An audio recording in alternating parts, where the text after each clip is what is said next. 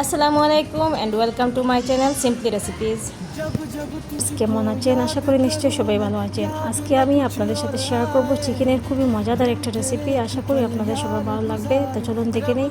এখানে আমি কয়েক টুকরা মাংস প্রথম থেকেই ম্যারিনেট করে রেখেছিলাম, কিছুটা নুন, হলুদ এবং মরিচের গুঁড়ো দিয়ে প্রায় আধা ঘন্টার মতো ম্যারিনেট করে রেখেছিলাম। আধা ঘন্টা পর এখানে আমি হাফ কাপের মতন টক দই, সামান্য লেবুর রস আর ধনে গুঁড়ো, জিরে গুঁড়ো দিয়ে আমি আরও 5 মিনিটের মতো সেটা আবার ম্যারিনেট করে রেখেছিলাম। কারণ প্রথম থেকে যদি আমি টক দই দিয়ে ম্যারিনেট করে দেই তাহলে চিকেনটা তাড়াতাড়ি সফট হয়ে যাবে, তাই আমি প্রথম দিকেই আমি টক দই দিয়ে ম্যারিনেট করে নিই। অন্যদিকে একটা প্যানে তেল গরম করে নিয়ে আমি এখানে 2 কাপের মতন পেঁয়াজ কুচি নিয়েছি। পেঁয়াজগুলিকে আমি গোল্ডেন বাদামি করে ফ্রাই করে নেব। আর অন্যদিকে 3টা টমেটো নিয়েছি, টমেটোগুলি এইভাবে কেটে নিয়ে জারের মধ্যে একটা পেস্ট তৈরি করে নেব। যেমনটা আপনারা ভিডিওটির মধ্যে দেখতে পাচ্ছেন সেইভাবে আমি একটা পেস্ট তৈরি করে নেব। আর এই চিকেনের এই তরকারিটা খেতে এত সুস্বাদু হয়, আপনারা না খেলে বিশ্বাস করবেন না। আশা করি ভালো লাগবে। এইদিকে আমার পেঁয়াজগুলি প্রায় গোল্ডেন কালারের হয়ে আসছে, একটু পরপর এইভাবে নেড়েচেড়ে নিতে হবে। যখন পেঁয়াজগুলি গোল্ডেন কালারের হয়ে আসবে তখন আমি সেটা নামিয়ে নিলাম একটা পাত্রের উপর একটা টিস্যু পেপার দিয়ে দেবো, যাতে এক্সট্রা তেল যেটা থাকে সেটা অ্যাবজর্ব করে নেয়। আর সেই করেই দিয়ে দিলাম চিকেনের পিসগুলি, এইভাবে ভালো করে ছড়িয়ে দিতে হবে, দিয়ে এপিট ওপিট উল্টে ফ্রাই করে নেব। আর যে পেঁয়াজটা আমি ফ্রাই করে নিয়েছিলাম সেটার একটা পেস্ট তৈরি করে নেব। আমি একটা জারে নিয়েছি পেঁয়াজ, নিয়েছি কিছুটা কাজু বাদাম, আর নিয়েছি এখানে দই হাফ কাপের মতন, নিয়ে সেটার একটা পেস্ট তৈরি করে নেব। আর দিলাম 3টা কাঁচা লঙ্কা এইভাবে টুকরো টুকরো করে, সেটার একটা স্মুথ পেস্ট তৈরি হয়ে গিয়েছে।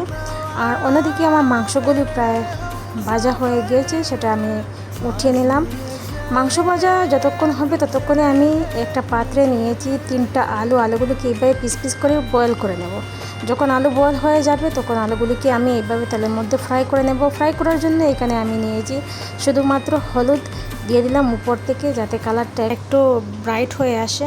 এইভাবে একটু হলুদ ছড়িয়ে দিয়ে ভালো করে আলুগুলিকে আমি ফ্রাই করে নেব। দেখতে পাচ্ছেন আপনারা ভিডিওটির মধ্যে আলুগুলি কীভাবে সুন্দর করে ফ্রাই হয়ে আসছে, একটু ব্রাউনিশ হবে তখন নামিয়ে নেব।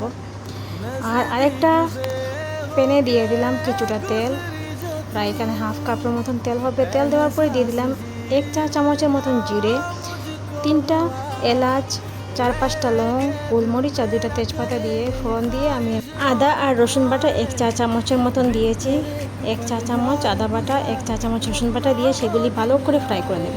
যখন দেখব ভালো করে ফ্রাই হয়ে গেছে, সেটা থেকে একটু স্মেল বেরিয়ে এসেছে, তখন আমি এর মধ্যে দিয়ে দিলাম আলুগুলি দিয়ে কিছুক্ষণ এইভাবে নেড়েচেড়ে নিয়ে এর মধ্যে দিয়ে দিলাম স্বাদ অনুযায়ী লবণ দেওয়া হয়ে গেলে আমি দিয়ে দেবো 1 চা চামচের মতন হলুদ গুঁড়ো, 1 চা চামচ ধনে গুঁড়ো, হাফ চা চামচ জিরে গুঁড়ো আর হাফ চা চামচ হোমমেড গরম মশলা গুঁড়ো দিয়ে একটু ভালো করে এইভাবে নেড়েচেড়ে দিয়ে আমি সেটা ঢাকনা দিয়ে ঢেকে রাখবো 2-3 মিনিটের মতন।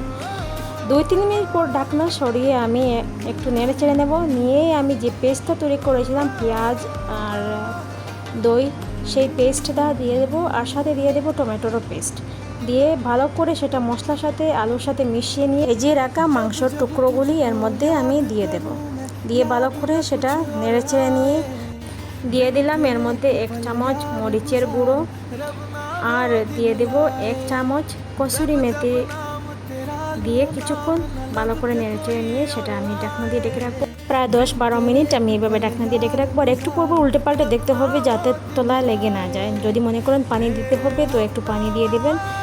আর নামানোর আগে আমি এখানে দিয়ে দিলাম হোমমেড গরম মশলা গুঁড়ো আর 2-3টা চেরা কাঁচামরিচ দিয়ে গ্যাসের চুলা অফ করে রেখে দেবো পরিবেশন করার আগ পর্যন্ত। দেখুন কালারটা কি সুন্দর হয়ে আসছে, তাই না? তো এই রেসিপিটা যে কোনো কিছুর সাথে আপনি খেতে পারবেন, রুটি, পরোটা, পোলাও। আমার আজকের এই রেসিপিটা কেমন হয়েছে সেটা জানিয়ে কমেন্ট করে দেবেন। আর যদি ভালো লাগে অবশ্যই লাইক এবং শেয়ার করবেন।